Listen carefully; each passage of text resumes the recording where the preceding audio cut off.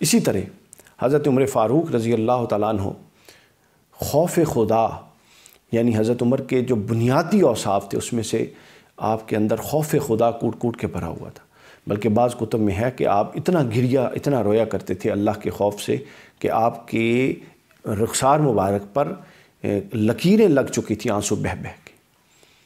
اس کا عملی مظاہرہ سنیے، حضرت عبداللہ ابن عمر خود فرماتے ہیں، اور یہ بات حلیہ اولیاء میں، حلیۃ الاولیاء میں امام ابو نعیم نے بیان کی، اور المصنف ابن ابی شیبہ میں یہ حدیث پاک یہ روایت ہوئی ہے، اور اس کے علاوہ امام ابن ابی دنیا نے بھی اس کو لیا اور دیگر کتب میں بھی موجود ہے۔ حضرت عبداللہ ابن عمر فرماتے ہیں کہ حضرت عمر فاروق کا جب آخری وقت آیا تو آپ کا چہرہ انور میری گود میں تھا، یعنی اپنے بیٹے کی گود میں تھا۔ تو حضرت عمر فرماتے ہیں اپنے بیٹے کو کہ میرا رخسار یعنی میری یہ گال زمین پہ رکھ دو، یعنی اپنی گود سے اتارو اور مجھے زمین پہ رکھ دو۔ تو انہوں نے کہا کہ بابا جانی کوئی فرق نہیں پڑتا میری گود میں ہو، یعنی ادباً انہوں نے یہ کہا کہ آخری وقت ہے، تو تعظیماً انہوں نے یہ فرمایا۔ تو حضرت عمر ناراض ہوئے ان پر اور فرمایا کہ وہ عرب معقولے میں ایک جملہ بولا جاتا تھا، وہ بول کے فرمایا کہ میں تجھے کہہ رہا ہوں کہ میرے رخسار کو زمین پر رکھو۔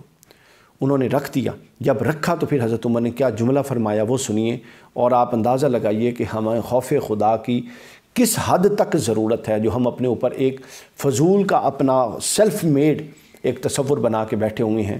کیا حضرت عمر کو اللہ کی رحمت کا اندازہ نہیں تھا؟ لیکن رحمت کے ساتھ ساتھ خوف بھی اتنا ضروری ہے۔ تو حضرت عمر فرماتے ہیں جب زمین پہ گال رکھا گیا یہ رخسار مبارک، حضرت عمر فرماتے ہیں کہ میرے لیے ہلاکت ہے اور میری ماں کے لیے ہلاکت ہے اگر میرے پروردگار نے مجھ پر رحم نہ کیا۔ یعنی یہ تصور تھا حضرت عمر فاروق کا کہ اگر اللہ کی رحمت ہو تو پھر سب کچھ معاف ہے، گزر جاتا ہے، انسان کامیاب ہے، اور اگر اللہ کی رحمت نہ ہو تو پھر عمر فاروق رضی اللہ تعالیٰ عنہ جیسا انسان بھی یہ جملہ کہتا ہے۔ تو ہمیں بھی یہ سوچنا ہے کہ ہمارا ظاہر اور باطن کہاں پہ کھڑا ہے اور ہم نے اس کو کس کی طرف لے کر جانا ہے۔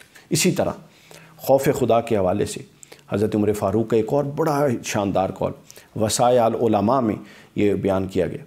آپ قسم اٹھا کے فرمایا، آپ نے آخری وقت میں فرمایا کہ اگر میری ملکیت میں اتنا سرمایہ ہو کہ جس پر سورج طلوع ہوتا ہے، یعنی پوری زمین میری ملکیت میں اور ہر چیز زمین کی میری ملکیت میں آ جائے، یعنی اتنا سرمایہ ہو جس پر سورج طلوع ہوتا ہے اور جس پر سورج غروب ہوتا ہے، تو میں موت کے جھانکنے کی جو ہولناکی ہے اس کے بدلے میں یہ سب کچھ فدیہ کرتا ہوں۔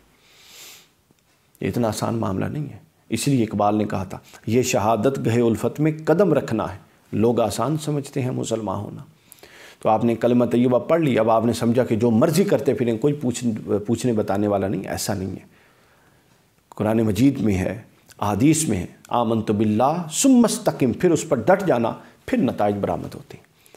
اللہ تعالیٰ ہمارے حال پہ لطف و کرم فرمائے اور خوف خدا کے ساتھ زندگی گزارنے کی توفیق عطا فرمائے۔